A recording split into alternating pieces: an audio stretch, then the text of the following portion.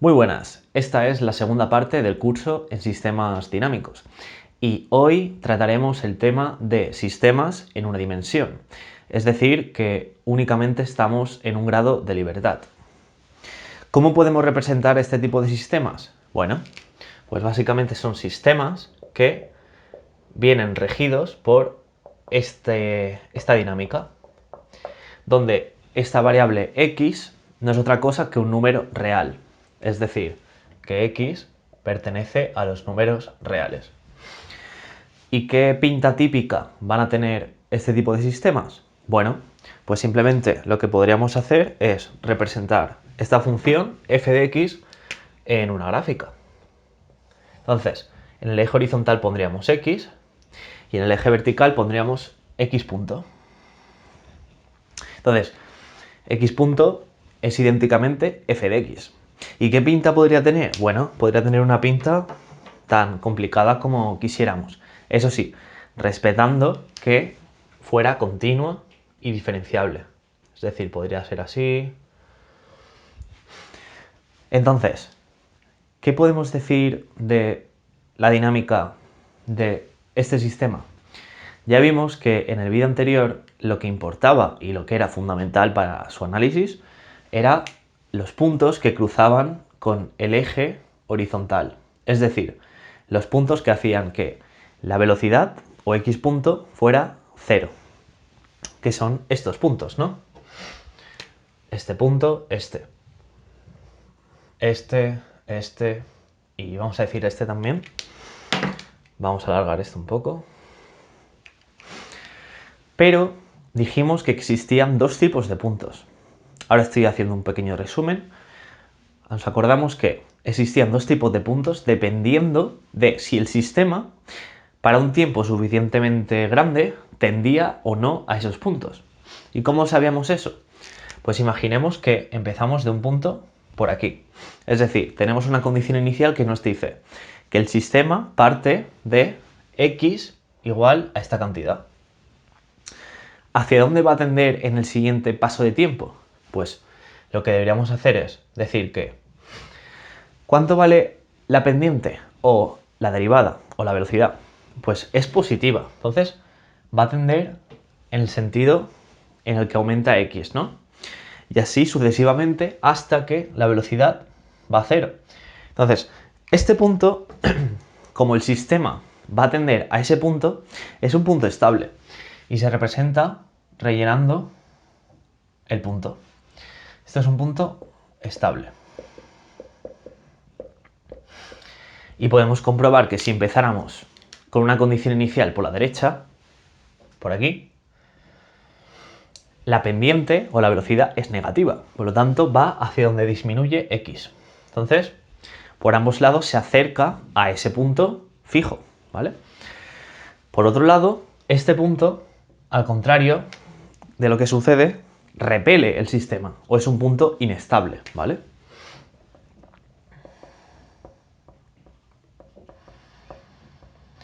Es decir, que nunca vamos a llegar a ese punto a no ser que empecemos con la condición inicial justo en ese punto.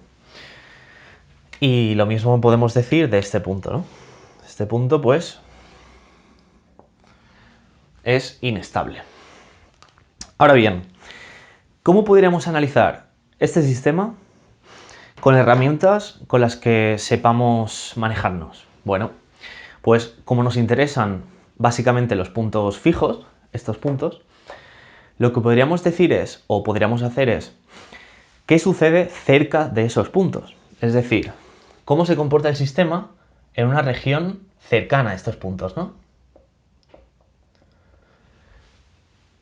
¿Y cómo podríamos hacer eso? Pues mediante un proceso que se llama linealización y que ahora abordaremos.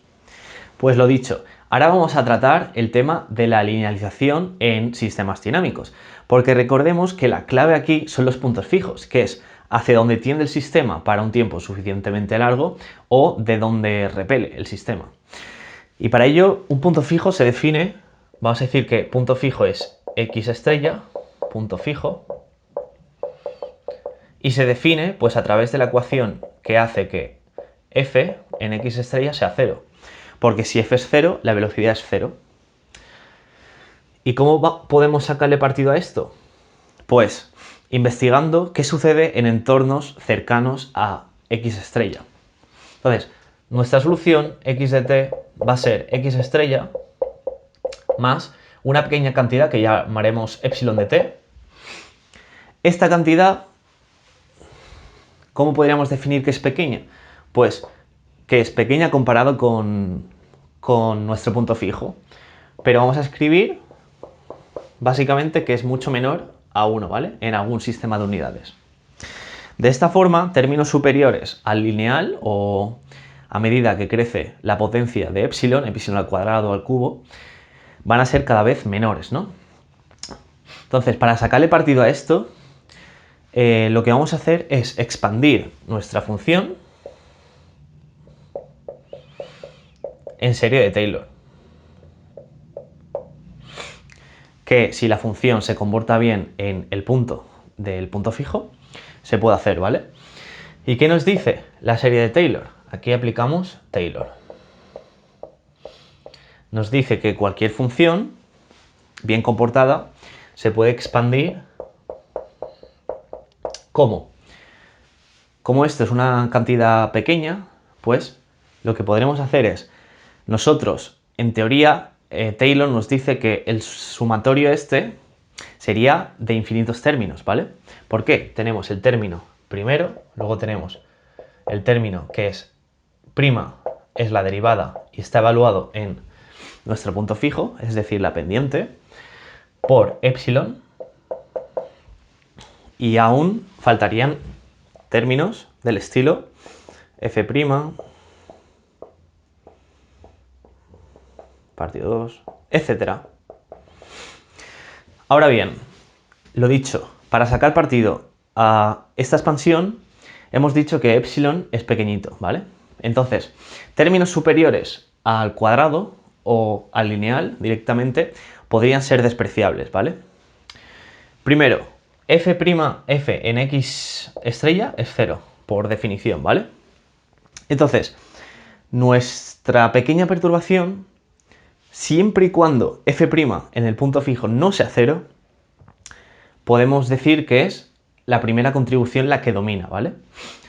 Ahora bien, habrá casos en los que f' sea 0, o sea que no solo la función sea 0, x punto sea 0, sino que la derivada de la función también sea 0. En ese caso, lo que domina va a ser el siguiente orden, y así sucesivamente, ¿no? Entonces, ¿qué podríamos decir del sistema linealizado en el punto fijo? Pues fijaos que si nosotros sustituimos esto en nuestro sistema de partida, x punto va a ser epsilon punto, ¿vale? Y es igual a f de x, pero x es esto, y a primer orden, pues básicamente es esto. Pero fijaos que f' evaluado en el punto fijo es como un numerito, es simplemente un número, y esto nos va a decir qué tipo de estabilidad tiene el sistema, porque fijaos que la evolución de este tipo es exponencial, pero puede ser exponencialmente creciente o exponencialmente decreciente. ¿Dependiendo de qué? Pues del signo de f'. Porque recordemos que si tenemos una f así, fx, la pendiente aquí sería positiva. ¿Y qué podemos encontrar en este tipo de sistema? El punto fijo es este. Entonces aquí habría una flecha hacia allá y aquí hacia allá, ¿no? Pues el punto fijo sería abierto, es decir, inestable. ¿Y la pendiente cuánto vale aquí? ¿O la derivada? Es positiva. Esto se refleja en la linealización diciendo que la variación de epsilon es proporcional a epsilon, ¿vale? Por un número positivo. Y esto es un crecimiento exponencialmente creciente, ¿vale? Entonces el sistema es inestable. Entonces, lo que tenemos aquí es que si f' es mayor a 0, es inestable. Si f' es menor a 0, es estable.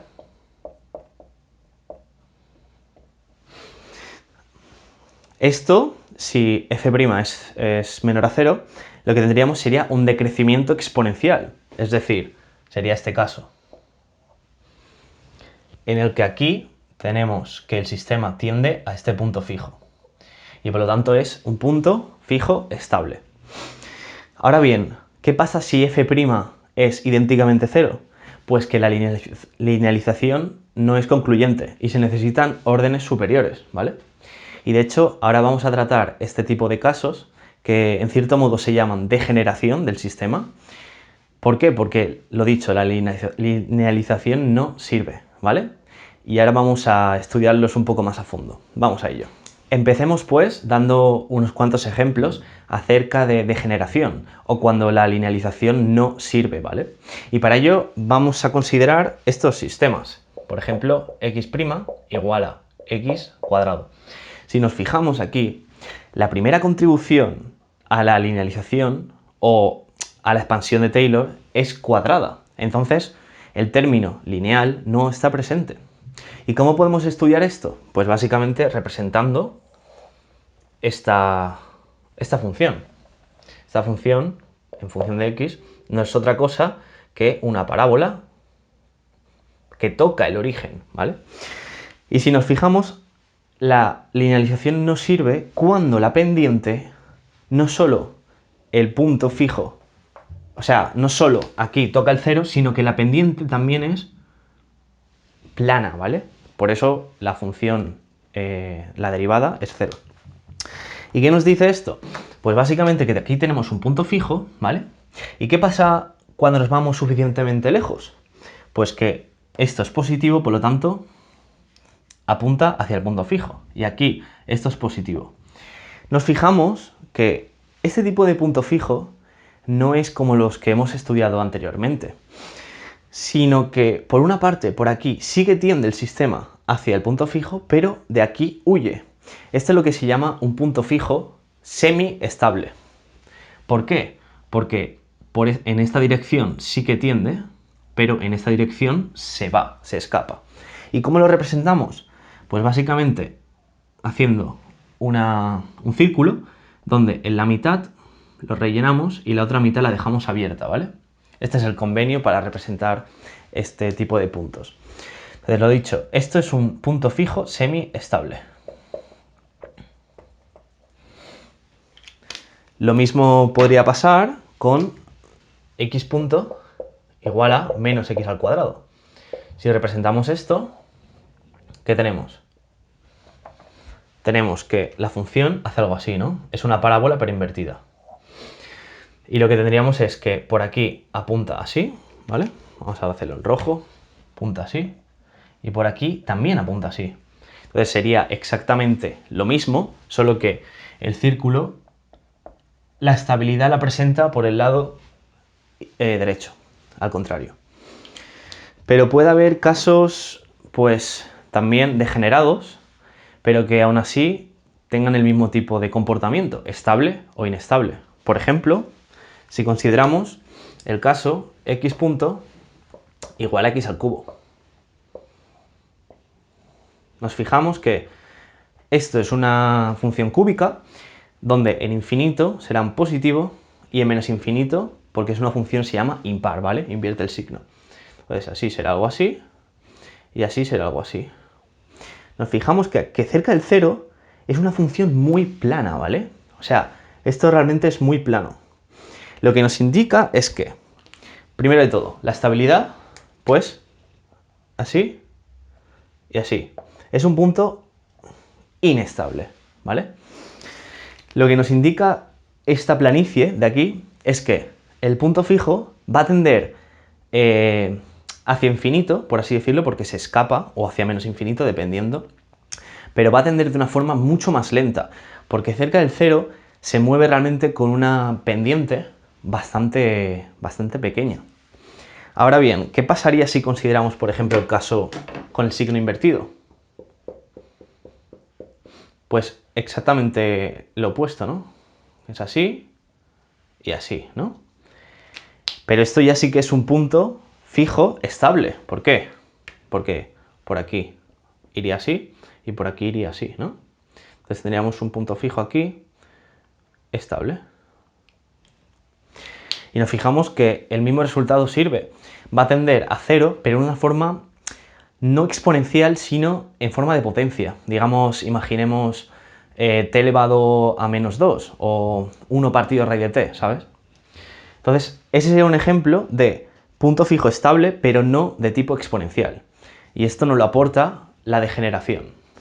Y ahora trataremos un sistema que es bastante reconocido en biología. Se llama ecuación logística y describe cómo cambia una población a lo largo del tiempo, siempre y cuando tenga recursos limitados. La ecuación logística puede escribirse de esta forma. Imaginemos que x representa el tanto por 1 que puede albergar una población, siendo 1 la población máxima. Entonces, lo que nos interesaría en este caso es analizar cuánto vale el ratio relativo, la variación relativa, mejor dicho, de este sistema. Si nos fijamos, esto no es otra cosa que 1 menos x. O sea que nos dice, dependiendo del tamaño de la población, cuál va a ser su cambio relativo. Y esta función en 0 es 1 y en 1 es 0. Si esto es x, esto es 1, esto es 0 y es una línea recta. Si nos fijamos, cerca de 0 la población va a aumentar de forma significativa, ¿no? Porque el cambio relativo va a ser muy grande. Pero a medida que nos acercamos a 1, que es el tamaño máximo de la población, la variación va a ser cada vez más pequeña, hasta llegar finalmente a 1. Es por eso que, si no tuviéramos este término, el crecimiento sería exponencial y no estaría acotado. Pero una vez tenemos este término, pues ya no es así. Entonces, ahora sí, si graficamos enteramente el sistema, lo que tendríamos es que esto, pues no es otra cosa que una parábola que intersecta el 0 y el 1, ¿vale? Entonces, esta es la ecuación logística que tiene dos puntos fijos, ¿no? Aquí el sistema tiene una pendiente positiva, por lo tanto tiende hacia este punto fijo, y aquí negativa, y aquí negativa. Entonces, este punto fijo es inestable y este punto fijo es estable, ¿vale? Ahora, ¿cómo podemos analizar estos puntos fijos desde el punto de vista de la linealización? Vamos a ello. Fijémonos que esto es f de x. Ahora bien, lo que necesitábamos para evaluar su estabilidad era la derivada, ¿no? f' de x será la derivada respecto de x de esta función.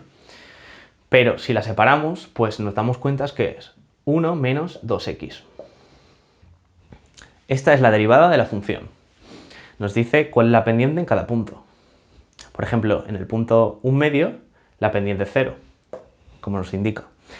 Ahora bien, recordemos que si la pendiente es positiva, era un punto fijo inestable, porque tenía un crecimiento exponencial cerca de ese punto fijo. Pues bien, si ponemos f' en 0, esto es 1, que es mayor a 0. Efectivamente es inestable. Y si ponemos f' en 1, es 1 menos 2, que es menos 1, que es menor a 0. Aquí hemos descrito cualitativamente lo que sucedería en el sistema de la logística, que empezaríamos de un punto aquí, vamos a graficarlo, esto es el tiempo ahora y esto es x, vamos a decir que empezamos de un punto aquí y esto es 1, ¿vale? Es el tamaño máximo, y básicamente lo que tendríamos es que aumentaría cada vez más hasta llegar aquí, digamos, o sea que esto sería un crecimiento así.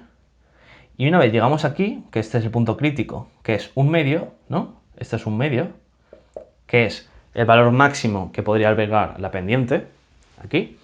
Luego habría un punto de inflexión y tendería así. Es por eso que cerca de tiempos, o mejor dicho, de x igual a 0, tenemos un crecimiento exponencial, pero luego se estabiliza. Y hasta aquí el sistema de la logística. Un tema importante a tratar es el de la existencia y la unicidad de las soluciones, es decir, que dada una condición inicial solo exista una solución, bueno, primero que exista y que luego solo exista una, que no tengamos una ramificación de soluciones. Entonces no serviría mucho, ¿no?, este tema. Y para que ello suceda, no lo voy a demostrar, pero f y f' tienen que ser continuas, ¿vale? O sea que f tiene que ser derivable, tiene que poder derivarse, es decir, ser suave, ¿vale? Entonces, soluciones al sistema en una dimensión, luego se puede generalizar a más dimensiones, existen y son únicas, ¿vale? Y por último, ya con el tema de sistemas en una dimensión, por hoy, es que no existen soluciones que contengan oscilaciones en su naturaleza. Es decir, no existen, no.